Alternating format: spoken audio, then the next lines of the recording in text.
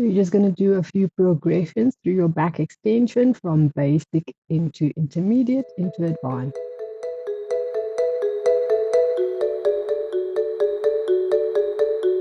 Back strength is always important, guys. And I'm going through some basic back exercise on the mat again today. I've done a few of these videos before. I always think it's a good idea to go over them again, just review what we've done before, because I do think for everybody, every single person, doesn't matter who you are, what you do, I think back strength, posture, alignment is crucial to whatever you do in exercise or in daily life. Yes, so let's get moving. I'm going to lie my tummy. I'm going to bring my arms down along my side. At this point, you are feeling your pubis gently pushing into the ground for anchoring and pulling your navel up away from the floor. And you want to keep that connection throughout. The legs are long, parallel to each other on the floor, toes, all 10 toes facing down. So facing the heels up. So it almost feels like you slightly turned into your legs. I don't want you to clench your bum and turn the legs out. So try and feel that straight line kneecap towards the floor. The hands you press against your thighs. And then I want you to think of floating your nose off the floor. Long neck. You are not looking forward, guys. You're looking straight down. I want you to keep the nape of the neck long. You're then going to roll your shoulders forward. I always think of this as doing like a bad shoulder position. If you're thinking of bad posture, rounding your shoulders, hunching that over and forward, and then going into a better position by pulling the shoulders back and pressing the palms of the hands against the thighs. The feeling is a coin between your shoulder blades. So rolling forward with the shoulders and pulling them back up. And you'll quickly start feeling rolling those shoulders back activates the middle of the upper back and forces you to use your muscles along your spine. Focusing on the length of the spine, up and down the back. I call them the fillets of the spine. Erector spinae muscles running along the side of the back. You're also going to feel your triceps here, back of the arm. So try and pick up on that. As you see, my nose is just off the floor. I'm not going high. It's about length, not lifting high, and keeping the integrity of the connection. Tummy muscles to spine, spine to tummy. Okay, you can do up to 10 of those and then hold for 10 at the end. Energy through the crown of the head to the feet at the back and relax. Okay, so onto the floor. My hands are kind of under my shoulders. My elbows are flat onto the floor and I keep them flat on the floor. Legs are still the same, long and stretched out. Pubis to ground, navel away from the floor. Pressing the earth away through your forearms. You're going to feel like you're pushing a marble forward and up and you're just looking over the front edge of the mat. Again, not throwing your neck back. If your head's up like this, your line of your spine is not there. You're looking forward, you're keeping that line from ear, shoulder, all the way down, sloping down your back. Okay, so keep the integrity of the neck position. Press the forearms into the floor. You're again going to feel your triceps to the back of the arm.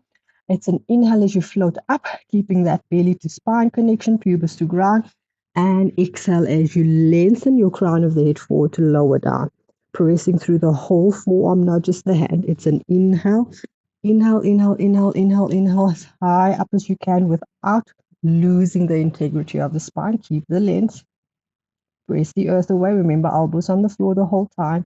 Collarbones long, kicking into the middle of that upper back, going between the shoulders. And exhale to come down. We're going to go up to 10 of those. And at the end of your 10, you're going to just hold for 10 counts. Nice and simple work to get you working through that upper mid back, improve your posture, improve your back strength, and also a little bit of mobility in the thoracic spine. Okay. Once you've done your 10, so you can continue up to 10 of them. Once you've done your 10, I want you to hold it up there for 10 counts. 9, 8, 7, 6, 5, 4, 3, 2, and 1, and all the way down. Swimming exercise, which I've done many times on my videos, but I think it's so important that we know what we're doing when we do this to strengthen those back muscles.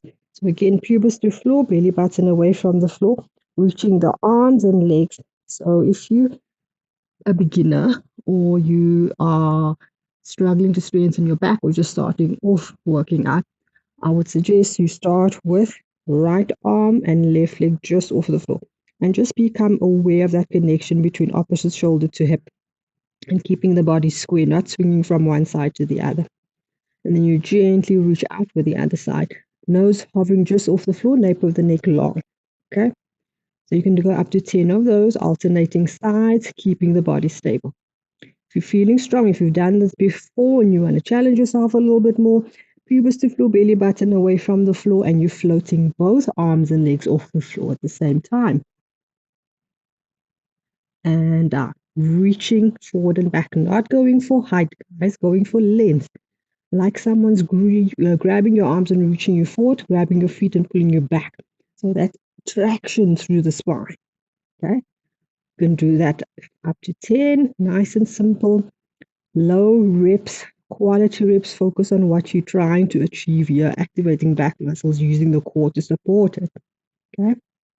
Then, if you want to go a little bit further than that, you're going to reach your arms out, forward, legs up. And now, with the arms and legs off the floor, you're going to take opposite arm to leg higher. 2, 3, keeping stillness across the core. The arms and the legs are moving, not hunching over into your shoulders. If your neck muscles tense up, your upper traps, you take your arms wider.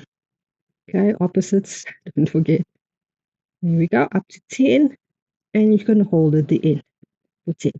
Now, another variation that's great is if you get your legs a little bit more involved, leg and reaching like you're kicking the arm, and leg 1, 2, 3, 4 times, and opposite one, as if you want to grab your foot.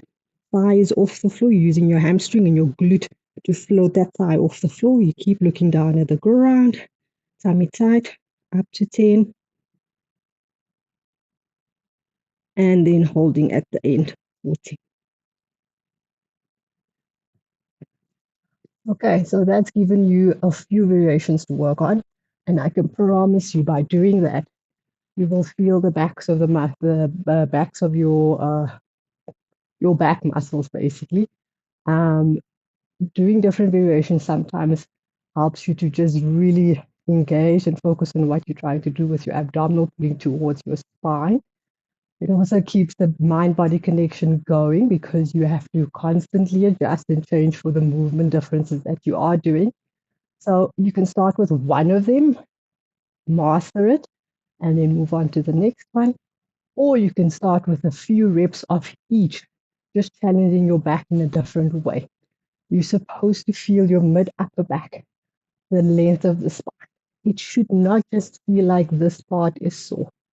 If you're just feeling this lower back, you're probably losing your control through your core. So be aware of that. It's a feeling down and up the back, especially this mid upper back. That's not active and supporting your lower back. You're only going to arch your back and feel it in that lower spine. And then everybody's like, oh, I've got my lower back is sore. I can't do that exercise. It's not about that. It's about you knowing where you're working from, where you're connecting from. You connect from here, it should feel completely different in your back, and it should feel like muscle activation, not muscle strength. So know the difference, know your body, and apply that to your exercises. Getting your back stronger is always a good idea. So there's no excuses.